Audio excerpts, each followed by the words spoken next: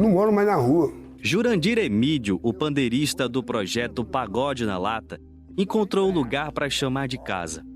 Para ele, ter onde morar é tão crucial quanto a arte para aliviar traumas e problemas decorrentes das tensões no fluxo de quem faz o chamado uso problemático de drogas e está em situação de rua. Ainda que temporário, com passagens rotativas pelos hotéis da região, por exemplo, um elemento simples faz uma diferença enorme na vida dessa população. Um CEP, um teto, um cantinho para dormir. Antigamente era chuva, sol, derrubava minha roupa, tudo que eu conseguia, eu dormia, no outro dia não tinha mais nada. Hoje não, hoje eu estou tendo. Então eu acho que isso aí para mim é muito importante. Jurandir não gosta de falar das memórias sobre a experiência na rua, que vai de perrengues a violências, e ele, infelizmente, não é o único a colecionar traumas por viver nas ruas. Porque você na rua, você dorme no chão, você não tem nada, às vezes não tem nem coisa para você comer, nem um papelão para forrar no chão, uma coberta. E você tem no seu cantinho, sua caminha, sua comida, é tudo na vida, uma maravilha. Essa é Sueli de Souza Floriano, que passou um tempo no fluxo e hoje mora em uma ocupação no centro de São Paulo, em um prédio que no passado foi um hotel. O que ela relata só confirma a teoria de que o fluxo, ao mesmo tempo em que é um espaço de liberdade, para quem está fugindo de uma realidade dura, também pode ser sinônimo de confinamento.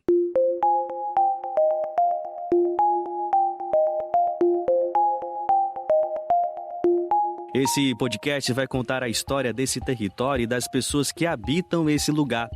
A nossa equipe circulou ao longo de meses por essas vias que se transformaram na maior cena de uso de drogas do país, para mostrar e contar que, em meio àquelas imagens de medo e violência, também há sonhos, arte e vida. Há um território em fluxo.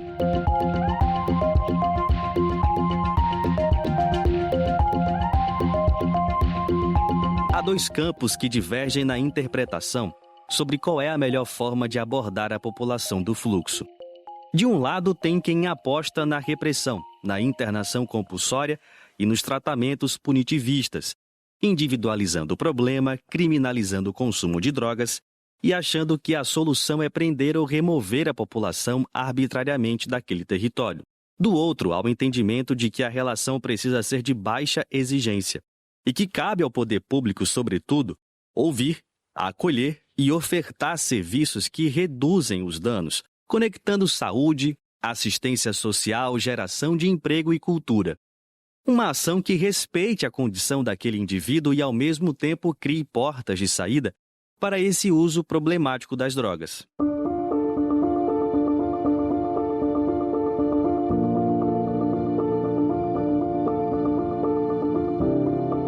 A moradia é um tema-chave para decifrar os principais dilemas e desafios da Cracolândia em São Paulo. No território que é liberdade e confinamento ao mesmo tempo, ter para onde voltar é um passaporte para a cidadania. Da especulação imobiliária até os hotéis sociais, a disputa pelo espaço e pelo teto deixa em evidência as variadas tensões e coloca em campos opostos setores do mercado imobiliário e a concepção urbana de uma cidade democrática. Se a pessoa ela tem um teto, se ela tem uma moradia, ela sabe, ela tem um lugar. Esse é Marcos Vinícius Maia. Ele, além de sociólogo, também faz parte do Pagode na Lata, um projeto social que falamos no episódio anterior sobre o benefício da arte no acolhimento à população do fluxo. Um lugar para se cuidar, um lugar para ser acolhido, um lugar para encontrar as pessoas que ela gosta. Um lugar para deixar seus pertences, porque vocês sabem que a GCM rouba os pertences deles todos os dias, inclusive o documento. Então, quando você tem um lugar com porta aberta, com gente para cuidar de você, você consegue se organizar. O programa de braços abertos da Prefeitura de São Paulo, que é restrito à região da Cracolândia, no centro da capital paulista, está sendo estendido para 6 bairros. O programa Braços Abertos da Prefeitura de São Paulo enfrentou o desafio de recuperar dependentes oferecendo trabalho. Os dependentes químicos que aderiram à operação Braços Abertos já começaram a fazer o trabalho de limpeza na área onde moravam, na região central de São Paulo.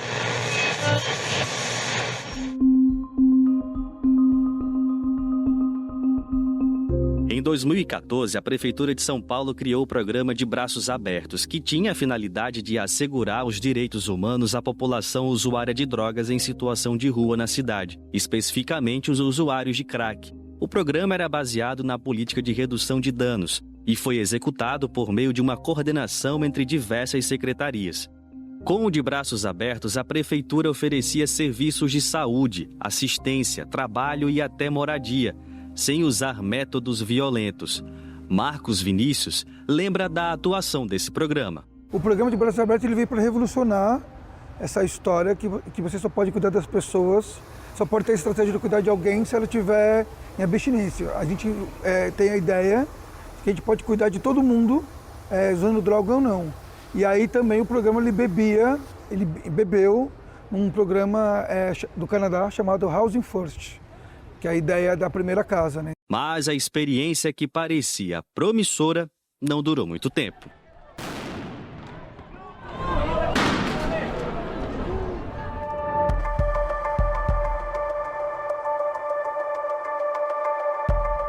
Em 2016, João Dória, do PSDB, foi eleito prefeito de São Paulo, com a promessa de acabar com a Cracolândia. No primeiro ano do mandato, uma mega operação policial removeu a população do fluxo. No dia seguinte, o prefeito encerrou o programa de Braços Abertos e instaurou o substituto, chamado Redenção. O novo programa era totalmente diferente do anterior. Saía de cena a filosofia da redução de danos e entrava em campo a internação compulsória e a perspectiva punitivista. Estamos aqui em plena Cracolândia, no centro da cidade de São Paulo. A ação do Projeto Redenção, dando acolhida às pessoas em situação de rua. Quem vive no fluxo explica que foi uma mudança radical e negativa. Vendida como solução eficaz, a nova metodologia usada pela Prefeitura aumentou o nível de violência e intensificou a opressão contra a comunidade, com abordagens agressivas, perseguições e permanentes deslocamentos do fluxo para novos pontos da cidade. Quando eu cheguei aqui 5 horas da tarde, que eu fui no Tupi, falei, vou tomar um banho, trocar de roupa. O outro tava lá atrás, mano. Falei, cadê minhas coisas, mano? Jurandir Emídio, que ouvimos desde o início do episódio, foi pego de surpresa. O que antes era acolhimento, passou a ser violência. Ainda bem que tinha um pessoal do projeto que pegou minhas coisas e guardou pra mim. E se não tem esse pessoal, eu ia perder todas as minhas coisas, que ia estar fechado lá até hoje, como tá. Eu ia perder tudo que era meu. A avaliação de Marcos, sociólogo que participa do Pagode na Lata e tem experiências dos 2 programas, é de que o serviço perdeu qualidade e não tem funcionado como deveria. Então eu posso dizer com muita veemência o que foi esse programa de Braços Abertos e o que vem depois. É bem diferente. Não tem a secretaria juntas, não tem o mesmo cuidado, tem sistemas punitivos para as pessoas que ficam um dia sem ir para o hotel, que é bizarro, porque como você vai ficar punindo as pessoas? Sendo que o processo é um processo de cuidado e as pessoas se organizam várias vezes, que isso faz parte do processo. Hoje em dia os hotéis que tem aqui no centro, eles não são ligados a nenhuma política pública. São hotéis de pessoas físicas.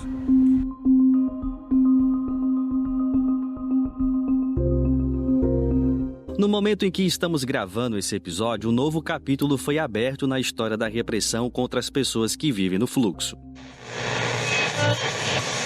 Uma semana após a desmobilização do principal ponto de concentração da Cracolândia, no centro de São Paulo, usuários continuam se reunindo em outras ruas ali da região, especialmente na Avenida São João, ao anoitecer. A região no centro da cidade, conhecida como Cracolândia, simplesmente desapareceu. E foi de um dia para o outro. Traficantes e usuários de drogas sumiram da região.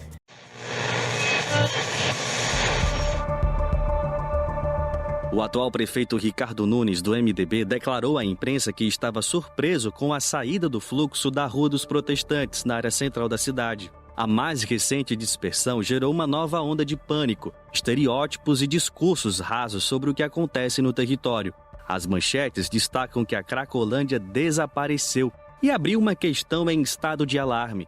Onde estão as pessoas que estavam no fluxo? É nesse contexto que a histórica e conhecida disputa pela cidade ganha força.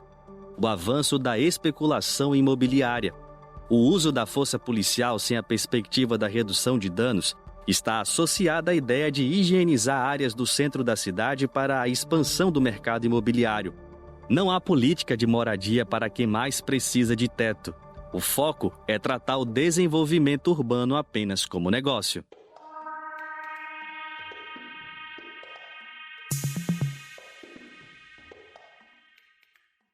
Enquanto a conquista da moradia é possível apenas como negócio, movimentos populares se organizam e ocupam a cidade para denunciar o déficit habitacional e as condições desumanas em que muitas pessoas vivem nas ruas do centro, principalmente no fluxo. A ocupação Mauá é uma dessas frentes. Oi, Beth, tudo bem? Boa tarde. Abre o portão para mim, por favor. Essa é a Ivanete de Araújo, ela é coordenadora da ocupação. E abriu as portas do espaço para mostrar que, diante de tanta opressão, também há resistência e luta popular, oferecendo o mínimo de perspectiva para as pessoas.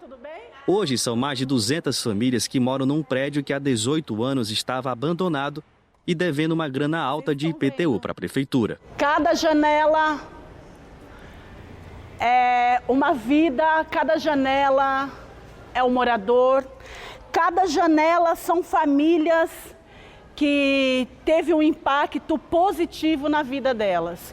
São pessoas que moravam em situação de rua, muitas vezes, que moraram em cortiço, que deixava de comer para poder pagar um aluguel e que a partir do momento que a gente ocupou, a gente deu vida aos dois lados. Deu vida ao prédio, que era um elefante branco, sem função social da propriedade, e deu vida para aquelas famílias. A gente impactou. Elas puderam comer melhor, viver melhor e lutar por moradia digna, com qualidade de vida.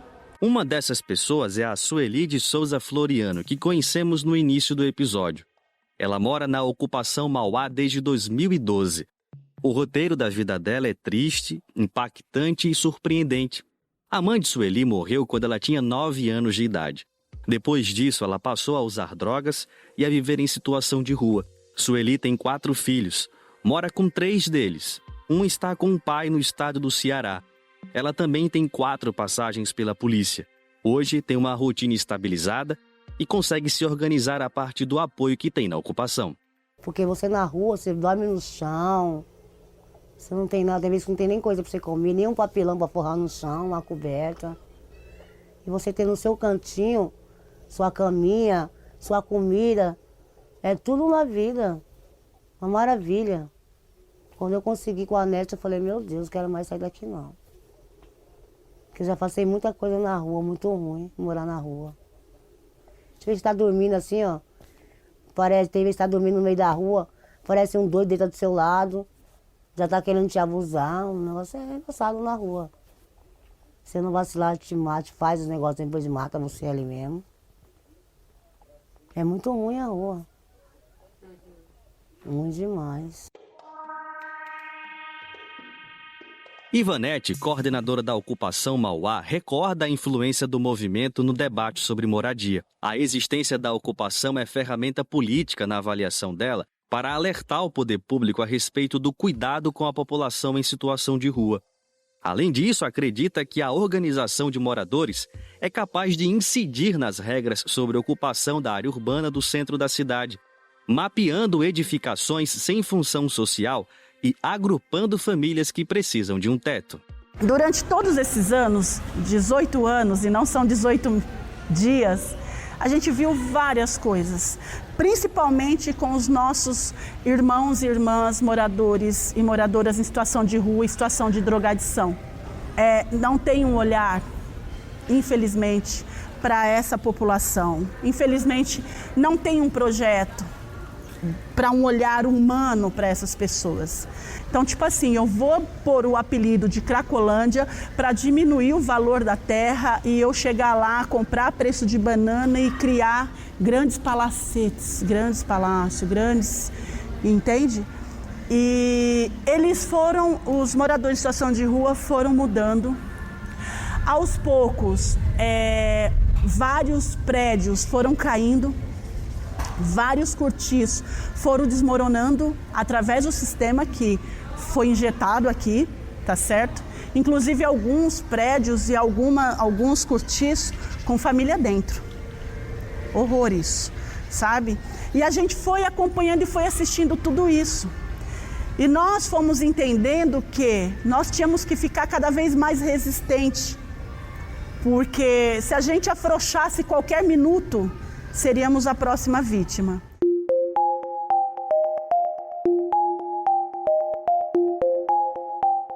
No próximo episódio, nós vamos descobrir qual é o papel da segurança pública dentro do complexo enredo da Cracolândia e como a atuação da polícia é movida por violência, preconceito e articulação com os planos da especulação imobiliária.